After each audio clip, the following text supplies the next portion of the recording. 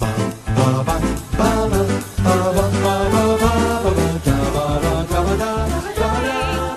won't budge 1 inch. Who was at the zoo, George? Who was at the zoo? The monkeys and who, George? The monkeys and who? Don't move, please.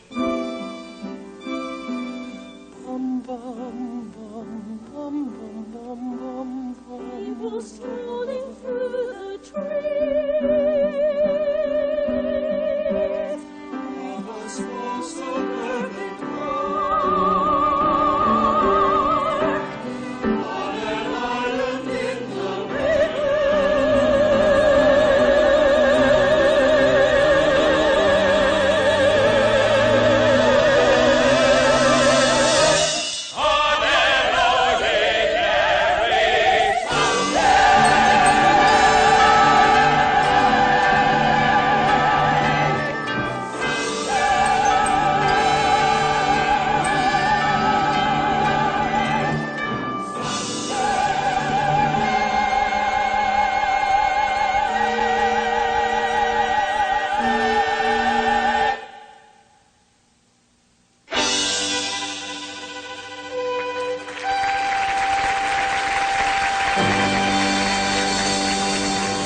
Hello, I'm Thomas Carruthers. I'm Will Livingston. Are you Will Liggett, Will? I am well. It looks like I'm being carried in a papoose by George Michael. Yes, for our audio listeners, Will has chosen his virtual background to be. Right. So I was sat there for 5 minutes and I thought, oh, he's going to do the background, he's going to do the painting or something like that, and he'll be in the painting.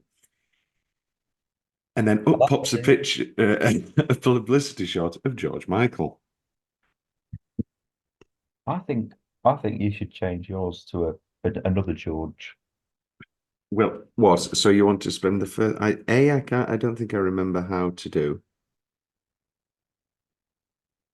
Participants chat. No, right. Okay. After the first break, I will have a George as my background. Yeah. You lucky devils. Why are we talking famous Georges, Will? Well, on day of recording, it's Sunday. Yes. and we're going to discuss all things Sunday in the Park with George. Sunday in the Park with George. Now, what we did was, because this project, Will, was before my time at sea, and we originally envisioned the recording over approximately 2 months. And then I threw a huge spanner in the works, moving across the ocean. And then it's been 2 years, Will, since we first recorded our Gypsy episode. Yeah, Wow. because we recorded it before I went to sea. Wow. Yes. Our time, and a couple of. So we planned this episode 2 weeks ago. So I prepared all my notes, did all of my research, and then I've just had 2 weeks extra re-listening to the score, with all of my research in mind. Now, Sunday in the Park with George, we jumped out of chronology. We jumped out of chronology to discuss Into the Woods, and when we did, that was because, anyway, that was for a variety of different reasons. But when we did, I immediately said, I regret this. Not regret it, but I wanted to discuss the context more of Sondheim's arc, because Sunday in the Park with George is probably historically his most, when it comes to the arc of Sondheim's career, it's the most important musical in there beyond, I would say, the early successors.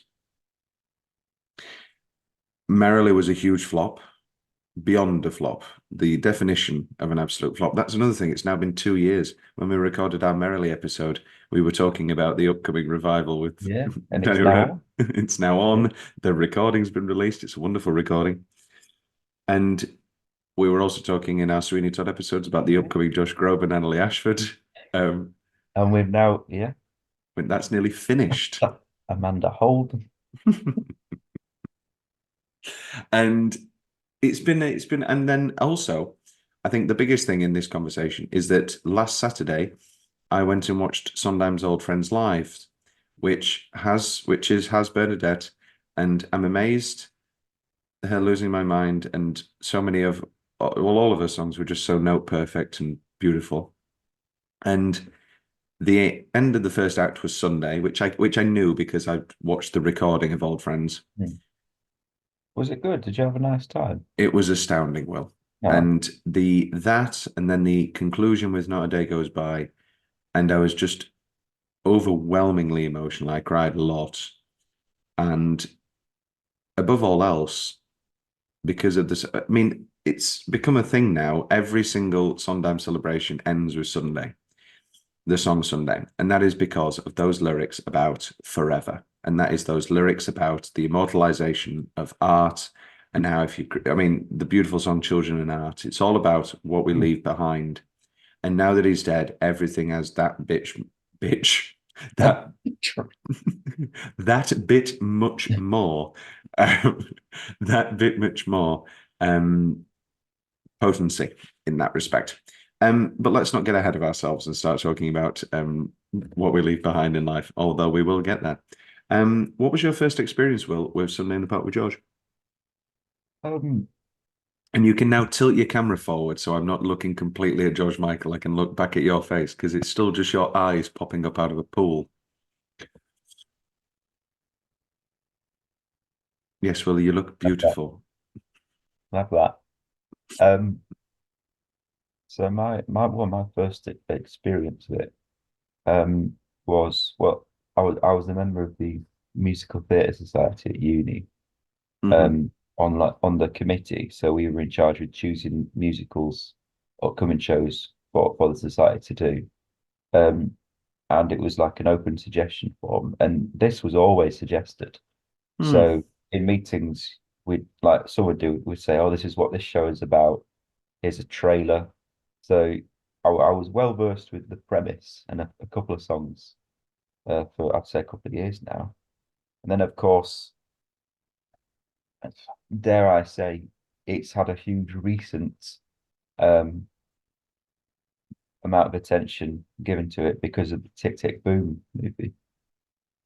Yeah, I want to touch on that. I think, let's talk about artists. Like, I normally talk about like how much I hate art about artists, and that's not true. I just hate bad art about artists. For instance, some of my favorite films are Sunset Boulevard and stuff like that, and Sunday in the Park with George I love. However, for me, there is such a fine line between intolerable and, I enjoyed Tick Tick Boom, actually. I enjoyed Tick Tick Boom a lot. And there is a kinship between the two of musicals about artists. Obviously, that takes it further. It's a musical about somebody writing a musical, and it's completely factual. This is not in any way factual.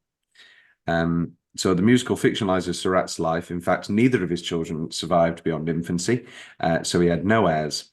Surratt's common-law wife was Madeleine Knobloch, who gave birth to his two sons, one after his death. Unlike Dot, Knobloch was living with Surratt when he died and did not emigrate to America. She died of cirrhosis of the liver at the age of 35. So a fun musical, would it really? But it probably is more fun than Passion, which we'll get to next soon. So there is none of this in there. It is okay. Right. So history. Meryl is a complete flop. Sondheim contemplated never coming back to the theatre. Here's a quote. "It was so discouraging because I really felt the hatred on Broadway that was directed at Hal and me." And he also he considered then writing mystery novels. He obviously around this time wrote the wonderful movie The Last of Sheila with Anthony Perkins, which is a great murder mystery film and a wonderful film. And basically, after that point, it came very apparent that he'd become completely disillusioned with the world of the musical theatre. And we've talked about it before. Him and Hal Prince had literally knocked out hit after hit after hit. And the big Sondheim quote that I always jump back to is, You can sell out and be financially successful, that's fine. Or you can be bankrupt and be creatively successful, but you can't do both. And that's what they did five times in a row. Company, Follies, Little Night Music, Pacific Overtures, Sweeney, 5 times in a row. And the fact that stuff like Pacific Overtures was a big hit, quote unquote, shows the immense build-up and love and affection around them of their talent and work. And then Merrily, for a lot of reasons, didn't work. But I do think there is something in the fact of us wait. I've never been one of these people. Are you one of these people where not rooting for failure, but like, are there particular actors or directors or stuff where their new film comes out or you see a trailer and you're like, oh no, I actually hope that this is bad? Oh, no, not so much film, maybe TV more, I think. Because Um, obviously I'm number one Saltburn fan, loved Saltburn. And I wasn't rooting for Emerald Fennell to have a bad movie, but because I don't want to sit through 2.5 hours of a bad movie. But I really thought Promising Young Woman was really quite bad. And so it was more surprise more than anything. But even then, I don't root. I think Lin-Manuel Miranda is someone that I always hope it's bad because I don't like Lin-Manuel Miranda. You don't like Lin-Manuel Miranda for no And for I'm hoping one day he does have a flop so people can see the real Lin. I think he's nice. He is lovely and he's very talented, but I just don't like him. This is the exact things that people were saying about Sondheim and Hal Princeworld. This is the point that you're proving. Really? No, but no, you can't not like Stephen. Well, people did. Um, so he ends up working with James Lapine, who was a up-and-coming playwright and director. And a series of conversations occurred. And the way that it went was that they went and saw the painting and they stood in front of it and they were talking about who the different people could be in a musical or something like that. And James said the famous words, of course, the main character's missing. And Steve said, who? And he went, the artist. And there you go. And they tell that story a lot, and I'm sure it was real, but it's like a perfect story for a for a how did the musical come to be? James said that he bought postcards of the image and that they probably smoked a joint together. Wow, Mr. Stevie boy, big weed lover. There is an element of with this, and I find Into the Woods slightly less so. David Cromer, the director, talked about this. He said, a director, pardon me. He said, there has never been a production so cohesively done with two people creating all elements. There is a feel. This isn't a West Side Story situation where, 5 people are coming together.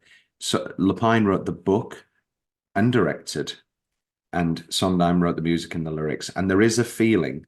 And I think if you watch this original production or watch this film of this production, there is a feeling of, this is the only way that this can be done. This can never be bettered. And I don't think that that's entirely true.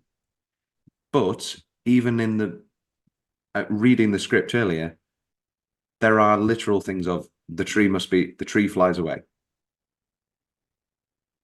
And sure, you could do that different ways. Digital projection, as they did in the mid 2000s. Yeah. But with a director like writing it, knowing that he'll direct it, they can be a lot more didactic, I find, with the stage directions. And it does make up a blueprint. I mean, the biggest Broadway revival we've had was directed by his niece, Sarah Lapine. And Annalie Ashford was doing an interview, which I'll talk about later, and she slipped in about James wanting to move a light. And it was like no reference to Sarah at all. But I'm not suggesting that she didn't direct it. She did, but he was clearly involved. So you love art, Will. I do. I'm a big artist. Do you enjoy George Seurat's paintings? I do. Yes. Is Sunday? Oh, go Is on. this my Rory Stewart moment when I do a little background on Tell me about George Surratt, Will. I did my what research, but tell me did about you? George Surratt. Well, this is off the top of my head now. So I believe he was one of the um architects of pointillism, which He is was. a technique used where you make lots of little dots of paint. And what was really cool about his pointillism in particular is he tended to only really use primary colours, Mm. but bunched together and overlapped that from a distance they merged. And so like he put loads of little blue and yellow dots next to each other. Then you stand back, it looks green. Bit of blue, bit of yellow. Mum. Pom, Yeah, pom, pom. yeah. So which is really really cool. So when you go and see these paintings in the flesh, they are Mm. really impressive. Do you know Um, how big the painting Sunday at the La Grangette is? I've heard it's huge, It's 2 by 3 meters. which makes the premise of the show and the blocking very different. Yes. When it was first Yeah. released, the painting, critical opinion described it as bedlam and a piece of hilarity.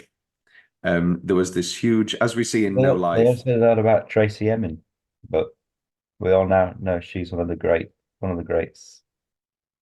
they say it about a lot of people. They said it about Steve. So there is something about the painting where everybody is static. And for the most part, nobody is looking at one another. And everybody is stood still apart from there's a dancing girl and there's a dog leaping forward. It There's looks definitely a like that. dog. It lives that dog. But everybody otherwise is static and not looking forward at each other. And there are clearly relations in the image. And it is a very provocative painting to, get the mind rolling. Historical opinion has varied on the character that James Lapine decided to make Surratt's mother. There's even a poem who refers to him as an old about the painting that refers to him as an old man because he's facing away, she's facing away or whatever, and so you can't really make it out. And also, there's a sort of like cart on the side, and that is a major debate of what that is, whether it's a nut cart or something, that sort of thing. The fishing women have been historically identified as prostitutes for the upcoming soldiers, because that was a technique used by sex workers at the time. Now, so when Lapine did his research, he went to the grave of George Surratt, and he felt a great element of fate because Surratt is buried next to a man named Lapine. Eaten. So we thought, oh wow, it's about me. It's about me. What else have I got? Oh yeah, so I'm going to be mentioning this a lot during the talking about it. Playwrights Horizons. So that was a sort of a workshop for people to work on the material over a series of months. And that's how they developed Sunday in the Power of George. And again, it was all off Broadway and a series of workshops, which was a completely new experience for Sondheim and also the exact breath of fresh air that he needed after the huge major failure of Merrily. Now, there was a lot of gossip about Hal and Steve's breakup, and Sondheim was very quick to mention the thought never crosses anybody's mind that Hal's worked with dozens of other people, which is true. Everybody, Hal has worked with Lloyd Webber, worked on, with Kander and Ebb over and over again. And just because Sondheim has only ever worked with Prince, it feels a little bit like, well, and so it just felt like a natural progression in their careers. Also, how Prince sort of slowed down during this period or into the 90s. And I think his last major production was Kiss of the Spider Woman. Yeah, Yeah, which is a wonderful musical. yeah, it's great.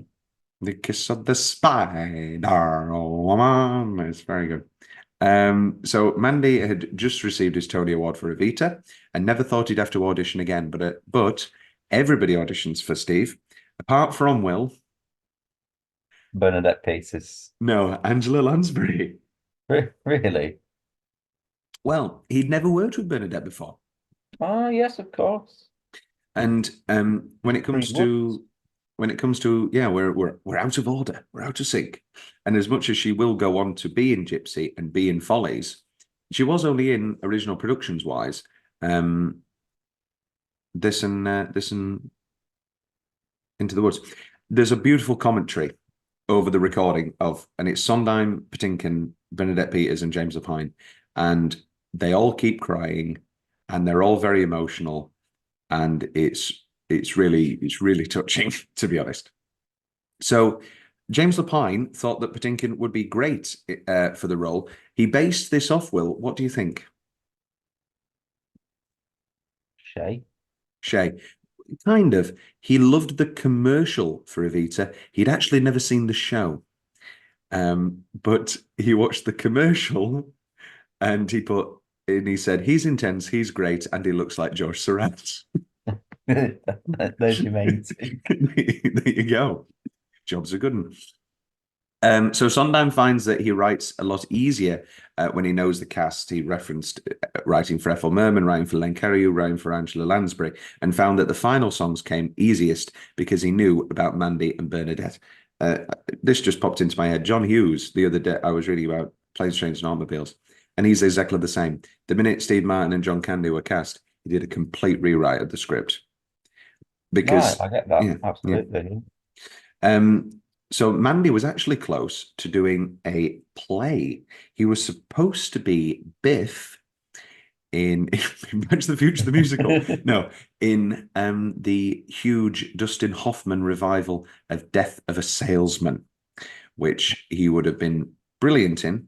I don't know if I believe Mandy Patinkin as Dustin Hoffman's son, even with the makeup that they used in that production. I don't know. Sondheim describes Sunday as a love story across generations. As a matter of fact, in Act 1, we begin, and it is described as a series of Sundays, 1884 to 1886. When do you want to talk about what this show actually is? Oh, we can go straight into it. We can leave it as a surprise. We could even reference it and not actually talk about it. We could leave it ambiguous. Well, let's jump into the actual show itself. Da-da-da-da. I did a musical theatre quiz on board the ship I worked on. And one of my questions was, which musical dramatizes the life of artist George Surratt? And then in the second act follows his cousin. No, I didn't say that. And I played a bit of the opening, and I said on the mic, I was just doing banter, and I said, "This is probably the most beautiful opening to a show ever." And there was a couple of musical theatre New Yorkers in front of me who went, "Yeah, great show." Well, we saw Bernadette, and there was always with the current crossings that I was doing, there was always a lot of, for lack of a better way to say it, old theatre New York gays. As a matter of fact, one team were called the Old Gays, and then when they won, they said, "Honey, we were never going to lose. We're old theatre gays," and it was wonderful. And so, yes, that was one of the questions. And they all love Bernadette, and I love Bernadette. Do you love Bernadette? Will, please say you love Bernadette. I love Bernadette. I can't remember the last time I saw this recording, but listening, it's going to be very hard for us, or whatever, to disseminate across the canon the songs that we choose across different recordings, because for me, Bernadette on that original recording. Well, so I listened to the original and watched the original Broadway cast, and it was very well cast. It's definitive. And now you say that some of the songs were written with these people in mind as well. It makes even more sense. I'm completely jumping. No, I'm going to leave it. We'll get there when we get there. So, white, blank page or canvas. The challenge: bring order to the whole through design and position, balance, light, and harmony. And then we begin. And we get applause for Bernadette. No applause for George. For Mandy. You can't read. I can read a little. And we have this setup of Bernadette as Dot. What do you think of the name Dot, Will? Bit on the nose, isn't it? There's a little bit on the nose. And she is posing for a picture, for a painting, and she is his model, and he is repeatedly asking her to keep completely still. And then we enter into, oh, pardon me, before that, we have Bernadette talking about, I'm going to keep saying Bernadette. We have Dot talking about the annoying Americans. The problem is that she's using an American accent. Now, this really I know we're like only 2 minutes into the show, but that really irked me. And it's not that I prefer Jenna Russell doing full Yorkshire Dot, because I don't. But there is something about an American saying, oh, they're, I mean, I know that some Americans say other Americans or whatever, but it just didn't ring true. I hate this tree and the tree removal with the diddle-diddy. And Sondheim on the commentary said that that's the most important part of the show because it tells people immediately what sort of night they're going to be in for. Because we're immediately thrust into a world of magical realism and we're immediately thrust into a little bit of comedy. I'm not saying that this is the hilarious show of the season, but there is comedy in there and that helps. And then we enter into this wonderful song, Sunday in the Park with George. You've talked before, Will, about your opening title song, Sondheim Theory. And this is possibly one of the best. Where do you have this ranked, Will? Sunday as a song overall in everything. Did you do a full ranking or did you just pick your... I picked my top 5. Okay, so you tell me if something's in your top 5. Oh, very good. I have it at 7, Will. All right. You said it with such malice. I'm sorry. But it's in your top 5. Why did you enjoy? I mean, I know why, but tell me, and the listeners why you put Sunday in the Park with George in your top 5. Beautiful song. It's a great song, and it introduces both Dot and George very, very well. Sondheim asked James to write a monologue for him to musicalize. He asked for a stream of consciousness as the thoughts of Dot as she was being painted. Who was at the zoo, George? Who was at the zoo? The monkeys and who, George? The monkeys and you. Very good. Artists are bizarre, fixed, cold. The tiniest touches to the dress. Are you a perfectionist, Will, yourself? Yes. See, I'm not. Oh, you beg to differ. I guess I kind of am. You have more of a prolific nature. Control. Like you have to be in control. Yeah. Okay, this is interesting. Yes, dominance is the term. Well, yeah. I would say I'm a perfectionist, especially when creating a piece of art or doing like a drawing of a building. But that's just like, but you're always your own critic, and I've learned that you can always keep adding stuff on or changing things. But nothing is ever, no work of art is ever finished. It is simply left. Well, who is that? I can't remember.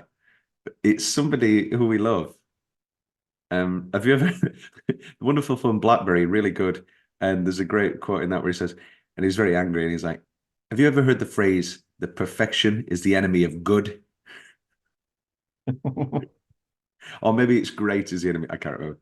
And then again, back to the magical realism. She's fainting, she's stressed, she's nervous, she's anxious, she's completely ADHD, she's running, and then the dress opens.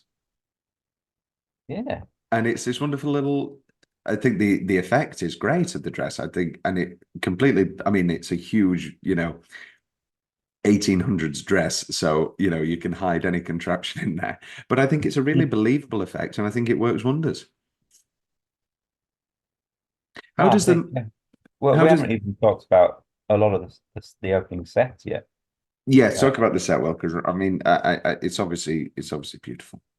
It is, and I love that we start with it completely white. And I don't find it on the nose, like, oh yeah, because a blank page or canvas and he's saying it, talking It's to in her. the And everything text. he It's sees. not.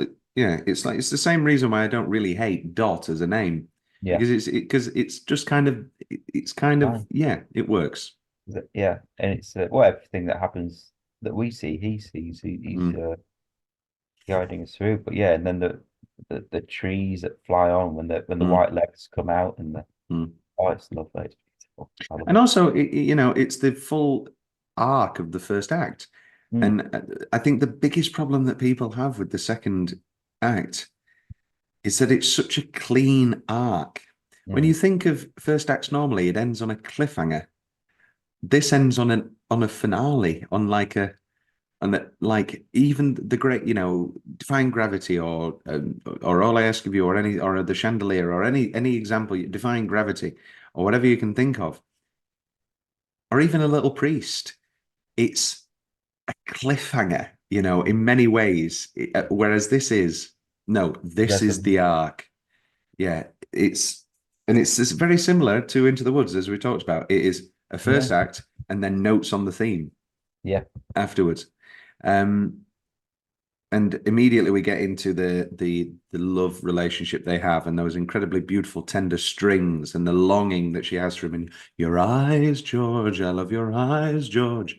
And even then at the very start she says, but most of all I love your painting. And then obviously very funny line, I think I'm fainting, and she goes back into the dress. But from a very early point it's not one of these artist relationships where um she is resentful of the art in any way. She admires him greatly and happens to love him, or whichever way around you look at it. Um, I have to say, Will, as much as once Move On starts and I'm crying, and like once Bernadette knocks me asunder on We Do Not Belong Together, because we've all been Bernadette. Watching this, like on the cusp of leaving a toxic, terrible relationship was an interesting choice. Um, but the I don't really believe their quote unquote romance. Like George is horrible. yeah. He's I very he's well, he's absent and dismissive and and cold. we never he's bizarre, fixed, and cold. Um, we never get a moment of love. And I know that that's the point or whatever, but we never get a moment of them in bed or anything. I don't know. Are we missing something? Are we missing a love song? No, because he loves his work. I know, I know, I know. I know it's the whole point of the show. Whole point Um, of the show. Tom. um, you want to talk about something? Talk about the smoothness of the transition pieces. Absolute, the beautiful, like there's nothing to it.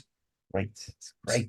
it's great. Oh, sorry, before we move on, just lift the arm a bit. Don't lift the arm, please. Very funny. And lots of humor. Yes. I think people think more so of Into the Woods as a very funny show. But James Lapine is an incredibly talented comedic writer. I've always thought as such, and this is no less example. So Bernadette originally turned down the role because there was an Act Two scene, possibly based around one of George's nude paintings, and she wasn't going to be full frontal, but she was going to be in one of those like naked onesies, when they do the flesh-colored tights and stuff, and Like in League of Gentlemen. yes, yes. And then she was going to be like behind the painting, and it was going to be like we see the Sailor Boys and all that sort of thing. Yeah. Sailor Boys. Speaking of the Sailor Boys, before we move on, before we take our first break, let's talk about No Life. So this is actually a piece painting that I've seen at the National Portrait Gallery. I have seen the Sailor Boy painting, and we get the snobby view of the critics and the like. It's density without intensity. I immediately think of Who's Afraid of Virginia Woolf. It has a calming, is it has a noisy, relaxed quality, or does it have a calming, a quiet intensity? Just that sort of nothingness. Mm. And then I should paint the factory next. And these things get hung and then they're gone. No life in his art, no life in his life. Do you think it's a little like I actually think as the first act goes on that we get a nicer view of Jules and his wife, and I find that it goes beyond the sort of typical all critics are evil, all artists are great. I agree. And I think the fact that he is an artist himself as well helps. And like I love Birdman and I love Lindsay Duncan, but there are times when in those critic scenes where I feel like this kind of feels like, come on, all right, we get it. Yeah, you got a bad review for Babel. We get it. Like you do nothing. You write nothing. I'm on a stage. Love Birdman. We're going to take our first break, and then we're going to be back with one of the extended sequences, Color and Light. And you didn't put No Life in your top 5, did you? No. I was going to say. And we're back. I can't remember where we got cut off, but it was somewhere around. Oh, I asked you about something. Oh yeah. Lost to time. We're about to do Color and Light. Yeah. Is Color and Light in your top 5? It is. It is. Oh. Okay, I have Color and Light at 10. Oh, okay. This is going to be interesting. I didn't know how this would all pan out. Why? I like Color and Light. I have no decision. That's why I put it in my top. I thought you would. I don't know. I thought this would be the sort of thing where you'd do the whole Franklin Shepherd Inc. or you'd be like, it's a really good song, I'm sure, for somebody to perform, but it's not actually that enjoyable to watch or listen to. Oh, I like it. I guess it makes it's not as annoying. No, it's I really like it for its contrasts. Yeah. Do you not think it feels a little bit Scenes of Italian Restaurant where it feels like 3 different songs?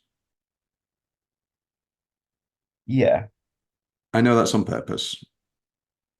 So we start with we've got Dot's get makeuping, which is the official term for an evening at the Follies, whereas George is still at this painting, drinking, and a little more blue, and a little more bread, a little more beer. Are we supposed to believe he's getting drunk in his not madness, but in his hurl of creativity, or is this just something he does? I think so. Yeah, and that beautiful staccato score. Now, so the original, so George only used Surat, like we were talking about the primary colors. He only ever used 11 colors, with white being the 12th, and so 12 notes on a scale, 12 colors. This immediately jumped to Sondheim's mind, and he thought, "What an incredible idea!" But it unfortunately didn't work musically because it would have been lots of clusters. And the closest we get is actually the at the very end of each Sunday, the whole dun, dun, dun, that descending scale of those sort of not harsh notes, but those clustered chords. Obviously, wouldn't work for a whole score, as he came to find. Bernadette having just the absolute time of her life. I'd be in the Farleys, wee, and then that melancholy seeps in. And no, I wouldn't like it much. And I, and then we're back to George. Your heart so black to you, so red to me. We talked. We've given a lot of lip service to how wonderful Bernadette is, but we haven't actually said the words yet. That Mandy Patinkin is absolutely astounding as George Surratt. He's incredible. Yeah. Is this? It's the most reserved I've seen Mandy Patinkin, and yet the most crazy I've seen Mandy.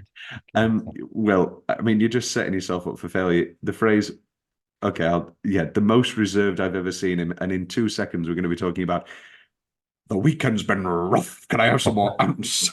I wouldn't exactly say that is a Ryan Gosling in First Man.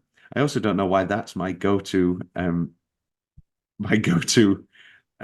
comparison for a reserved performance. So, and everybody on the commentary laughs and finds it very funny when Bernadette is doing her Follies dance, and I guess it is. It's really just quite delightful. Any other notes? Well, on oh, and obviously this comes to a very sad pass where are you nearly ready? Ready for what? And Bernadette again, you could tear your heart out. The Follies, George, and she knows that he's forgotten because he's so in love with his art. Yeah. Did you rank your top five, or did you just pick a top five? I just picked the top five. But in your head, this has In to my be head, I've definitely five. got a top two. Okay. But yeah, this is for the bottom of the five. Yeah, I agree. Yeah. Then we get into. Oh, go on. Sorry. No, never. I was going to say something, but I actually don't agree with what I was about to say. What were you going to say, Will? I was going to say, the staging of this scene, where she's at the table and he's with the painting. I was like, the painting seems to change size a lot in this show. Yeah. No. I can. Yeah. It's But that's big. the idea. No, I don't know if it. Yeah, it is the idea, but also I think you're right. I think Well, for instance, I mean, I it's know not. when the entire stage becomes a painting, that's lovely, that's great. Yeah. But it's where he had the little canvas board and now he's painting this massive thing. Yeah. Yeah. No, I agree. I mean, I think when he's got the little notepads, obviously they're sketches that he'll take to the painting.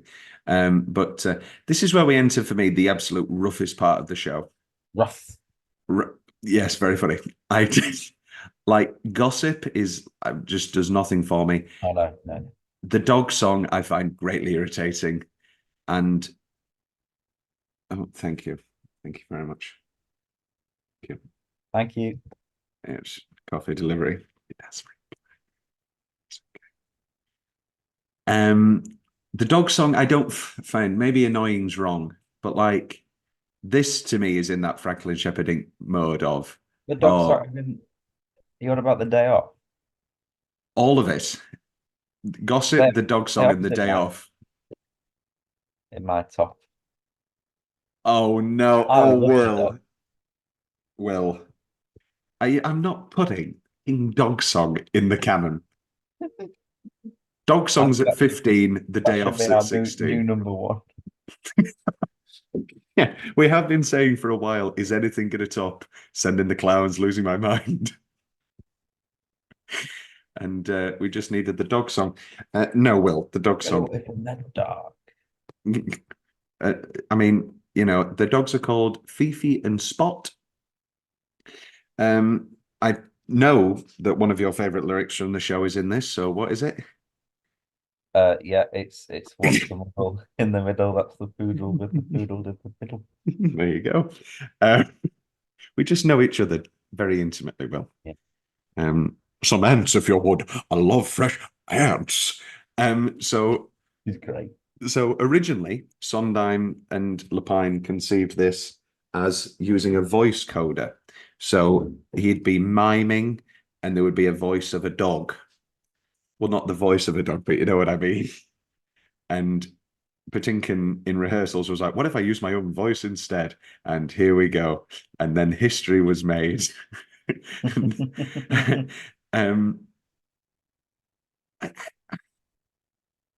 All right, okay. Why is this in your top? Both of them are in your top five. The day off is in your top five. Okay, good. Because like 1 minute. So you Colour and Light, Sunday in the Park with George. Surely it's Move On Sunday and Finishing the Hat. Let's have that.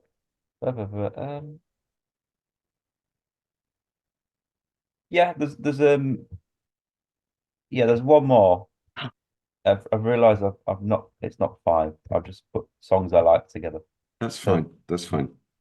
Ooh, there's two coming up that we'll see. Here we go. Okay. The day off is great. I'll not hear any dog slander. And with splinters in your ass. Why did you say that like Antonio Banderas? Splinters in your ass. You'll fly to the grass on Sunday. Yeah, I know. I find it quite annoying. I'm sorry. Dot learning. We've jumped all over. Dot learning English. Not Maria again. And then Marie is later the name of the ancestor. The rough dog man, who I noted as the rough dog man here, but then later they kept calling him on the commentary the boatsman. So the man with the eye What patch. with the eye patch, yeah. Yeah, his outburst at George, and that sort of the snobbery of him thinking he's trying to capture the working class and getting onto that. And yeah, no, I found that it's interesting. So John Guare, the wonderful playwright who wrote the wonderful play 6 Degrees of Separation, starring Will Smith, where Will Smith plays a con man. And Stockard Channing, it was a very good play, very good film. Anyway, he came up with the idea at Playwrights Horizons for Dot learning to read. And obviously, that becomes the intro of the Red Book, and that becomes the whole arc of the thing. That becomes, Dot, I can't read this word. Harmony. Dun dun. We have I've put here Wolf Soldier and his cutout friend. The wonderful Robert Westerberg. Now, did you know, Will, that Robert Westerberg was actually the George understudy and replacement when Mandy left the production? Oh, very nice. So I'm very happy for Robert Westerberg. I think he's wonderful here. And obviously, this is the original production, and so the song, the one on the left, got cut. Which is a song for the two prostitutes and the two soldiers. The servants choking out the children and the eye patch, and yeah, any other notes, Will, on on the day off? The original idea was for every single minor character to have songs, but the audience at Playwrights Horizons quickly became more invested in George and Dot. And also, if you're not doing the whole, also at Playwrights Horizons, it used to be just the first act for a very, very long time. So that's another matter entirely that we'll talk about in a second. I've got a couple of things. Yeah, I really didn't enjoy the choking. Very random. Not for me. Yeah. But you made me laugh when you said the guy in his cutout, because when the promo, the pro shoots that the original 86, he just stood behind the trees. Like, he's half seen, and then his little cardboard cutout is speaking, watching this girl choke. But that's another thing. In later productions, when they put the one on the left back in, that's a real actor now. It has to be a real actor because the one on the left is a quartet. So it's. But I really prefer this choice, and I actually don't think the song "One on the Left" is good enough to lose the gag of the cardboard man. But obviously, with different productions with digital projections and all that shit.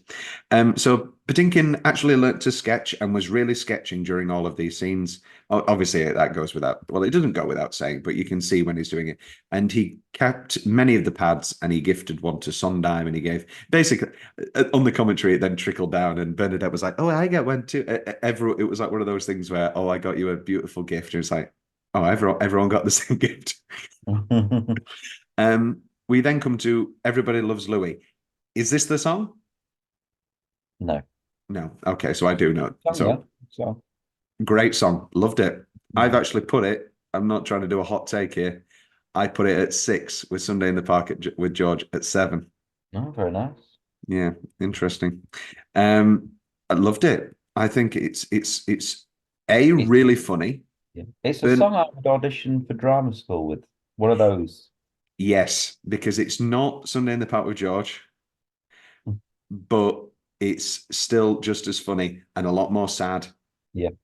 I mean, this has got some of my favorite lyrics of the entire show.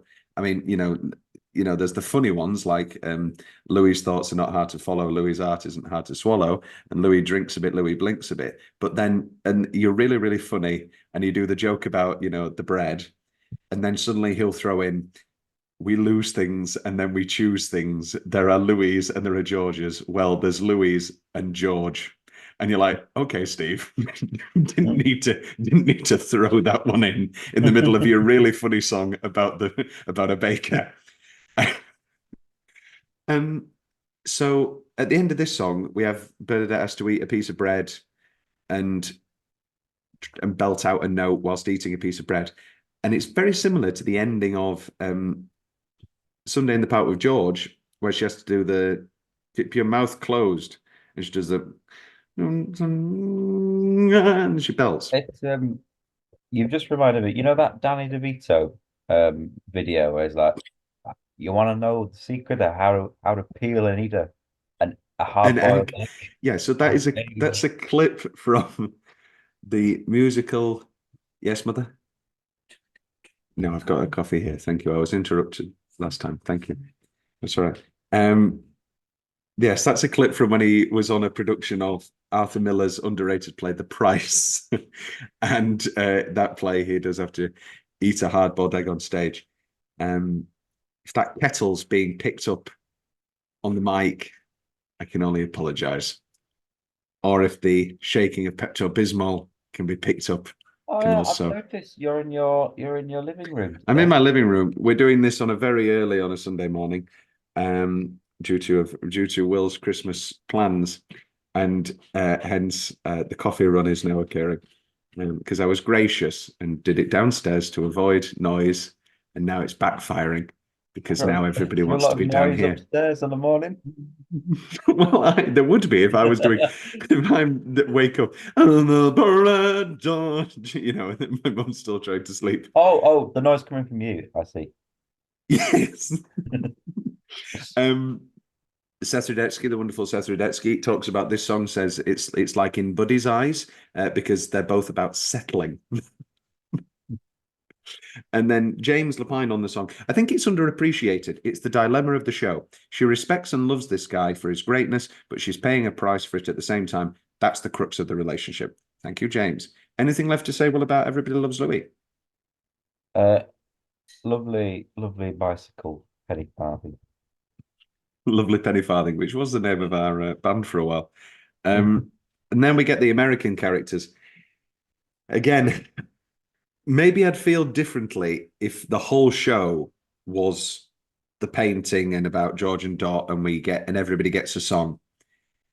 But for me, I don't know. I think maybe it's because I did like 2 weeks of research and listened to the songs over and over again and watched different versions. But all of these scenes with like the really minor characters, like the Americans coming on, just does nothing for me. I have a question for you. Shoot. Is it cake? As in, like, was this a reference to Marathon Man? Is it cake? No, do you not know? Is it cake? Oh, is this The Netflix is this thing. the show where everything looks like Mikey cake? Lee. Oh no. Well, I haven't been watching. But have you heard of Mikey Lee? No, I don't know who that I've is. not either. But he goes, "Hi, it's me, Mikey Lee, and welcome back." As in, like, I'm meant to know who you are. Okay, but what do you Or want him maybe to he's say? saying his name so often, so Maybe to what do get you want his him name. to not So, introduce himself? Hi, welcome to the cake show. What do you want him to yeah. say? It's me again, Mikey Lee. Every time. Oh, yeah. I couldn't work out if it was real cake or not real cake in this. I don't know. I mean, you've got to eat it every night. It's like it. Mm. We have the two soldiers then with the two women. My name's Napoleon. Something that I could change it. That's funny. I like that. I like that. And then That again, his mate. and he's very quiet. Very funny. How do you do that line if he's not a cardboard cutout? And then we get finishing the hat. Now, is finishing your hat in your top three? Oh yeah. Finishing is my number one. Finishing's my number three. And I'm not even sure about that. Oh, okay. Again, I don't want to be boring, but like, I don't know. Is it really the best song in the show? Yeah, the lovely giants in the sky moments and that. What do you mean by that? Sorry. What, the build and No, because there's the bits that the bits that go. I can't remember what it goes like in duh, duh, duh, but duh. it's the bit in Oh yeah, and it's in it's Jackson's Sky, and and it's in this similar it's in the and you're always looking back to yeah, that's it. Yeah, um I think I have a problem again that is that for some reason it opens with a reprise of the dog song with see, that's probably why I love it so much. Mademoiselle, she looks at me, Ruff, chicken, chicken. pastry. And then I've put here run through motifs of the characters, rough, chicken, pastry, and then one of the most beautiful songs ever written. I get it. The harpist put up a lot more on the recording than the original album. Obviously, look, I made a hat where there never was a hat, and people always jump to this as, oh, this is Sondheim's ultimate statement on being an artist. And yeah, it's the one song he wrote about, an artist, and it's fully about being an artist. And the books he wrote with the collected lyrics are called Finishing the Hat and Look, I Made a Hat. That is art in a word. Look, I made a hat where there never was a hat. I get it, and it's beautiful. But the way it becomes about artists and their partners, and well, why is it your number one? Tell me why it's your number one. I just really, really like it. Oh, it's my sort of Sondheim song. Well, you know me. I often judge what rank songs based on if I like How to if sing you'd them. sing them, yeah. Yeah. Which is why I've got Everybody Loves Louis so high. But yeah, no, I really like it as a song, as lyrics, Mm. as a piece of music. As a piece of music. Mandy had heard that Stephen hated tenors, and this was a miscommunication based on the fact that originally George was conceived as a bass baritone role because he was so repressed. And Steve, the man who still resents I Feel Pretty because an undereducated Puerto Rican girl would never come up with that rhyme, didn't see how creatively and musically he could have a tenor in the role of George because it would have to be a repressed bass baritone score. Obviously, he threw that away. But justice for bass baritone. Not in this. I think it works very well that it's a tenor. Go on, Um, get angry about poor Aaron. I'm getting angry about Aaron today, who's recently been announced as the new Sweeney Todd on Broadway. What do you think is going to have to like put his? They're not. He's they've announced they're not transposing anything, all in the original key, which I don't think he can sing. Yeah. Tell the But tale of I Sweeney Todd. yeah, He's gonna do his I'm Roxanne riffing. he's great. He can sing, He's and astounding. I'm sure you put him in a leading role on Broadway. Great, but you're taking a role from someone who can do that very well, like me.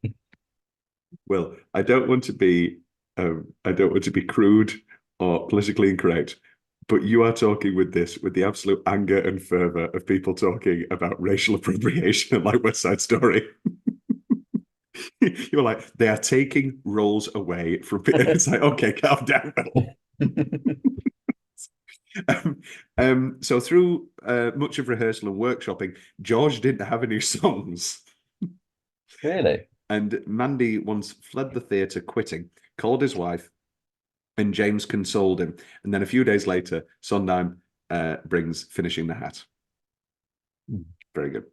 Then we have the boatsman talking to the American people. Why don't you walk into that river, fill your lungs with water until you die? And then the reveal of the pregnancy, which is done in this sort of comedic, her moving her stomach around, magical realism pouch thing, which I thought was quite funny. And then we get again humor that then leads into this following scene, which for me is that I is this your fifth song? What's the thing? We do not belong together. No. Oh, well, this is. Of course it is. Oh well. Yeah, yeah, no, yeah. I really like this. I really like this. It's astounding, and it's my fourth favorite. I have it as my fourth favorite. Yeah. She comes. I want something to remember you by. You don't have enough already. It's like, fuck off. You're the guy who impregnated her, and now you're being quippy about the baby. I want the painting too. And then we break, and there's a talk between Dot and Jules's wife, and it just lasts long enough that when we get to the reveal of Jules and his wife leaving and George goes back to the painting, it's just believably long enough that George would have forgotten that Dot's in the other room. And I think it's a really effective writing from James that obviously leads into Sondheim.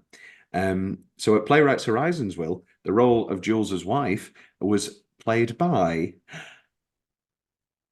Christine Baranski. Yeah. And the scene was a lot longer. So this is a role, later on, we'll talk about Patty played this role in its current version. And like, Patty LaPone is one of our biggest stars. And she was like, yeah, I'll come in for a week and do No Life. And that's it? Really? Oh. I don't know. Anyway, starts in on the painting. Yeah, sorry. You care about nothing. I care about many things. Things, not people, George. And then, I mean, absolute rip your heart out from any cavity. What do you want me to do? You could tell me not to go. That to me is on a level of who out there could love you more than I. She's such an emotional performer in the quality of her voice. Yeah. And she loves patter. She just loves patter. And then tell me that you're hard, tell me that you're in need, tell me that you're bored, tell me anything. I liked We Made It So Right Together. What made it so right together is what made it all wrong. Yeah. So as I say, like still fresh, 2.5 months. and I mean it's just really great, beautiful lyricism. Like again, I'll do typical Tom thing. Sondheim, No, I know. But like I'll make it all about me. Those are the exact words that she said, and she had never seen the show before. And that just shows the exact, I don't know. And in the back of my head, I was, I was Bernadette.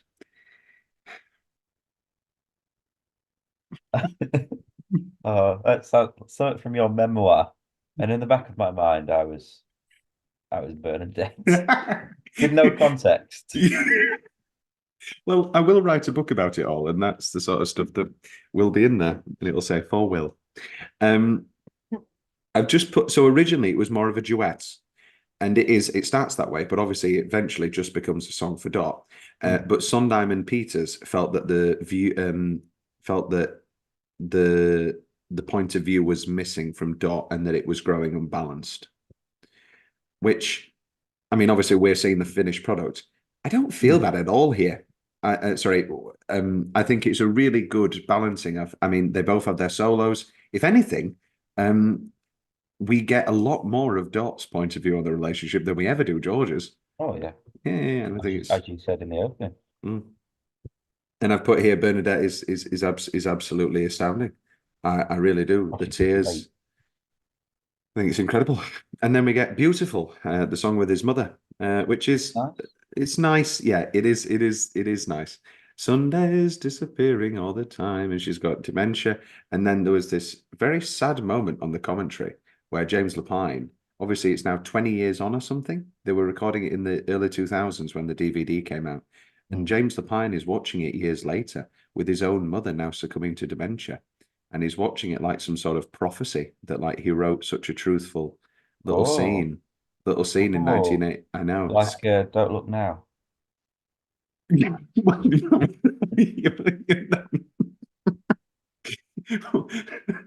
Yes, in many ways, like the foresight of Don't Look Now. I think it's more so the fact that it's a horrible disease that affects a lot of lives, and he never thought, and that by chance it's affected his, not necessarily that he jinxed himself. And then we get George repainting the painting of Dot with another model, and she comes back again. Louis is his father. Louis will be a kind and tender father. I will not be, because I cannot look up from my pad. And then we get into this sort of sex farce for 5 minutes with everybody running on and off. And it just does nothing for me. Like, we've just had 10 minutes of We Do Not Belong Together and sadness. into the beautiful dementia song, which is beautiful and fine, even if a little bit throwaway or whatever. And then we're doing the whole "I love tall grass," which is funny, but everybody running on and Steve on the commentary is like, "That's master playwriting from James." And I'm like, really? He's done a lot of great for you together. But yeah, anyway, but the chaos builds and builds and builds because then we get da da da da da, freeze, blue light, order, design, tension, balance, harmony, and we get Sunday. Now we talked about this. This feels like such a perfect ending that they have to do it again because there is no better ending than this. He's a bit of a sadist, making Louis split up from Dot. Sondheim always cries at this moment when the boatsman finally moves to his position, which I think is interesting in a way. I don't like. Is that really the emotional high point of the show? Maybe not, but for Steve it is, and that immortalizing Dot forever, and the monkey with the leash, and placing her arm and positioning the leash, and then Mandy's final pose, the lunge of the century, and it's truly beautiful. And Mandy went to the painting in Chicago where it's kept and said a prayer for Surratt about hoping that they do justice to his work. Oh, Mandy. Oh, Mandy. Oh, Mandy. You went to Chicago. You went to Chicago. Stephen and Mandy both cry and in the commentary and have to leave for a moment. And it's very, very sad. And Mandy's phrase is, "It's sad to me because I haven't had a moment in a theatre like that." And then he can't even finish his own sentence because of his tears. Oh. I know. It was, yeah. Thus ends Act 1, and it is a perfect ending. And that's it. Have a nice day. I Go have one nitpick with the closing, because everyone Okay. goes, "Oh, it's great, the best thing," right? Because they've finally become the painting, and you're left with that image. Yeah. And then they fly in that gauze painting. They fly in the smaller gauze painting of the actual painting. Yeah. Why Yeah. can't it be full size and so it perfectly lines up with everyone? Yeah. Okay. Yeah, that would be good. Yeah. Um. And if not, why make it a gauze if you're not gonna? Yeah. True. I think it's because it's then there for the rest of the whole interval. Yeah. But yeah, it could be bigger. Could always be a little bit bigger, darling. But but I like it. I like it. It was good. Let's take our midway our interval. Talk about some stuff. You did want to talk about something that in Tick Tick Boom. There is obviously the parody song Sunday in Tick Tick Boom in the diner. Buns, buns, buns, and cholesterol. Very funny. Starring the cast of Hamilton. Starring everybody: Joel Grey, Brian Stokes Mitchell, Andre de Shields, Philippa Sue, Renee Elise Goldsberry, Cheetah Rivera, BB Newworth, and then Andrew Garfield recreates the moment with Bernadette and Andrew's crying, presumably real tears. For like a kind of funny song in the original music of Tick Tick Boom, Lin-Manuel Miranda was clearly like, "I love Sunday in the Park with George. I want to recreate Sunday in the Park with George, and I want to get as many people as we can, but we're going to still make it about a diner." And it was very bizarre. Anyway, what have I got here? Let's touch on a few lyrics, final best lyrics I've got here. All it has to be is good, and George, you're good, you're really good. I mean, not something that we jump out to, I guess. How the kind of woman who's willing to wait is not the kind you want to return you from the night. And then no one is, again, we do not belong together. No one is you, George, there we agree, but others will do, George. No one is you and no one can be, but no one is me, George. No one is me. Very nice. But probably my favorite is the bread, George. I mean, the bread, George. And then in bed, George, he needs me like dough. Very, very good. Dreamcasts. Do you want to talk about a possible film project now or later? Now. I've got some interviews about them possibly they flirted with the film. So the film was on fire. Mandy wanted it. James wanted it. Mandy was initially against even the filming of the play, the filming of the stage. Mandy basically, here's an interview with Steve. Has anyone ever discussed making a film out of it? I'd always wanted to make a film out of it. When we did the show, a producer, Irvin Winkler, was mad for it, took Steve and I out to dinner and said he wanted to make a film of it with Mandy and Bernadette and me directing. Sorry, this is Lapine. That was my dream. I'd always wanted to make a movie and I thought, fantastic. And then here we go. And as Steve and I walked out of the restaurant, he said, I don't want to do it. And I said, why? And he said, because I want to write another show with you. And if you direct this movie, you're going to go off and direct a movie and you're going to be gone. And I really want to write another show. Oh.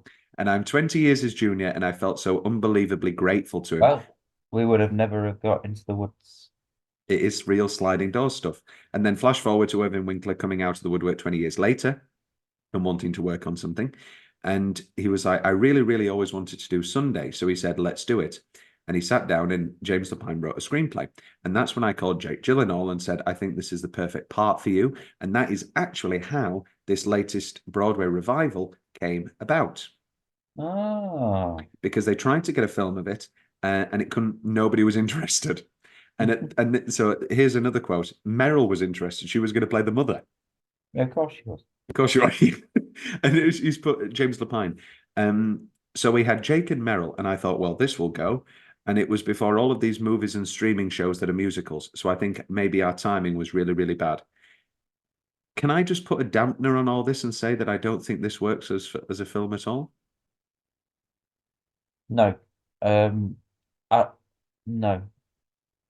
No. Although I do think Adam Driver would be an insanely good George. Adam Driver is great. He's great. Are you excited for Ferrari? Ferrari? Oh, yeah. Oh, big time. Big time. Does he need to do an Italian trio? Yeah, that could be one of our mini-series in 5 years, is the Adam Driver Italian trilogy. What's your favorite trilogy? Probably the Adam Driver Italian trilogy. What? I like the Godfathers. Yeah. No, the Adam Driver Italian trilogy. What else do I have to tick off here? I guess we can mention this now before the break. A number of Desperate Housewives episodes take their names from songs or lyrics from the musical. There's an episode called Move On. There's an episode called Sunday in the Park with George, Colour and Light, Gossip, Art Isn't Easy, A Vision's Just a Vision, Sunday, Cromuloo. There's even an episode called Cromuloo number 7.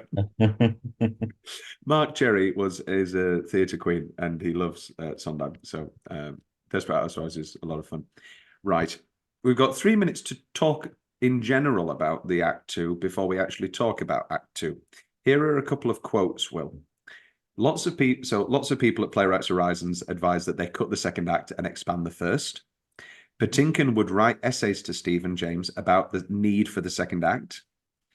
Possible idea from James Lapine for the second act to be stories of relationships started at the museum in front of the painting. So they sat and went to the museum again and overheard people talking, and the conversations were all very boring. The first person said, I thought it looked better in the other hall. And the next woman said, it's all made out of little dots. And then there was the possible idea to dramatize the real life moment in 1954 when the Chicago Institute lent it for the first time ever, and it nearly burned down due to a fire at the other museum. And if the fire lasted 10 more minutes, the painting would have been gone forever. Wow. So which is an incredible thing. And then one quote from Sondheim: if you don't think you need the second act, then you don't understand the show. Sassy Sondheim. Sassy Sondheim. You've got 1 minute and 31 seconds, Will, to talk about your preliminary thoughts on the second act of Sunday in the Park with George. Very different to the first act, isn't it? It is. Yeah, you said that you wanted to do this at your college. And I mean, we don't want to spend time talking about the politics of Sheffield University's musicals, but you've just done a very successful production of Addams Family. Can You, which is a big hit, good music, great book, it's good. Great set. Great set, yes. Can you imagine a second act audience at a university campus for Sunday in the Park with George? Well, And can we you have imagine pulling it off? Well, I'm sorry. when we did Into the Woods, we had people leave at the interval. I've got information about that, and we'll open that, and that is how we'll open our third and final part as we discuss the very controversial second act of Sunday in the Park with George, talk about a little bit of production history, and also put our songs into the canon. Right then. Okay, so let's talk about Act 2. So the second act was finalized and the show was quote unquote frozen only a few days before opening. Lapine repeatedly talked about people walking out. Andre Bishop, one of the producers, said the preview period was terrible, with so many theatre groups booked in, and they were just hideous and hateful, and they should have all been shot. Right. One night, the producer went and held the door for people who were leaving because every time people walked out, the door squeaked. The technicians called it Sunday in the Dark and Bored. And in the tons of interviews I found around the period, I can only find Mandy who actually mentions the second act. Everybody just talks about it as the love story of George and Dot and the making of the painting. No, it's only Mandy who ever mentions the second act. And in one of the interviews, he says, "And in the second act, I am myself." Oh, what, he plays Mandy Patinkin? Yeah, interesting. However, it was a real critical divide show. We'll talk about a little bit with the Tonys afterwards, but for now, let's talk about the second act of Into of Sunday in the Park with George. So the first song is "It's Hot Up Here," which I have at 12. Yeah, I've not got it. Well, Yeah. I'd put it in my songs I liked in the show list. Yeah. It's apparently the first song that Sondheim wrote for the show. And to be honest, as interesting as it... Oh, go on, sorry. I've only got one song in Act 2 in my liked list. Move on. Moving on, yeah. Yeah. Just move on. Is it? Oh. Yeah, it's all right. I just, as funny as a song as this is, and interesting as a song as this is, it completely recontextualizes and the idea of forever and the beauty of Sunday only 20 minutes after we've all just cried about how art can immortalize us and we'll be remembered forever. And now I want my glasses. It's not my fault that I'm up here. I'll rot up here. And I trust my cigar is not bothering you. Unfortunately, it never goes out. And it's just the complete opposite. And I find it so jarring. Help me, I'm stuck in a painting. Get me out. What? Which was an idea for a spin-off of I'm a Celebrity, but it didn't really take off. It was very good. I really liked did you like the jump scare? Help, I can't see anything. Yeah, it just doesn't work for me. And then there was a cut monologue for George, a beautiful piece of writing about light. And then we slowly come to infer that it's a death monologue and it's all about connecting the dots. But that was cut. Oh. And instead, we get this sort of everybody coming forward and talking about George after his death, including the boatsman in a I've put here almost a bit like Shay. They hated him because but they hated him. Most of all, they hated him because they always knew he'd be around. And everyone's like, after the fact. And then suddenly we get a laser show called Cromulume 7. Yeah, we do. Will, you love set and the like. What did you think of the laser show Cromulume 7 as we jump very, very suddenly to present day Chicago Institute? I thought it was great. I loved it. It made me laugh out loud. when I watched it. So originally, George too was a performance artist, and Sondheim said that it was screamingly funny, but we were worried about making him a fool. I could see that. That could be funny. So this is now, we have jumped thousands years in time, and it is the recently commissioned great-great-grandson of George Seurat. Allegedly, it's the child. It's like the great-great-grandson, and you know, it's the old woman Marie is the granddaughter of the babe, the bastard child. and and so I don't know how that works timing wise. And he has been commissioned to make a painting about based off or inferred by or inspired by Sunday in the Le Grand Chat. And then Le Grand Chat, and he makes a light show.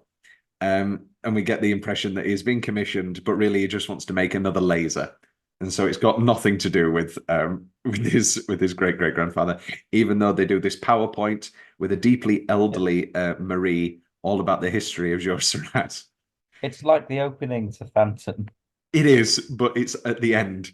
James, so the commentary we was talking about was in the late 90s, and James says on the commentary how he's annoyed that Titanic stole his idea of an old woman, which I don't know. I don't know if he owns the rights to old women. And then we have that typical Van Gogh looking back thing where we talk about the fact that in his life, Georges Seurat never sold a painting.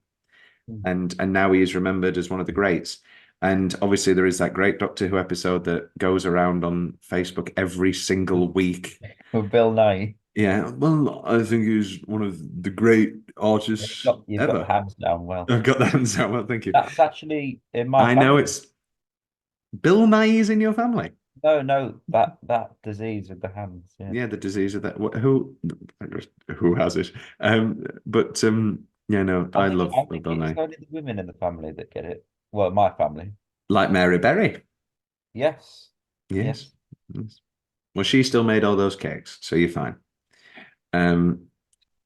Where are we now? Oh, he never saw the painting in his life, and then George begins to activate. Oh, sorry. And then there's the funny joke of Marie. George begins to activate Chromulum, and then the lights cut out, which is kind of funny. And then the machine bursts, and Mandy gives us a shit.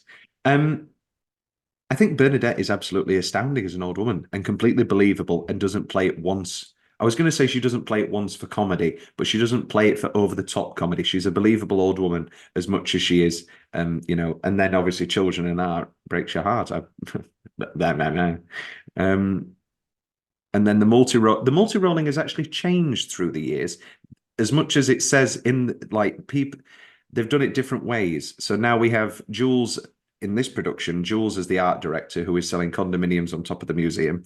And we're immediately now in the world of modern day art, and how now it's not necessarily critics in your way, it's the money and the art of making art. And then we get the Epcot light show, and George too is dismaying the credibility of the story that he is an heir to Seurat, whether this is out of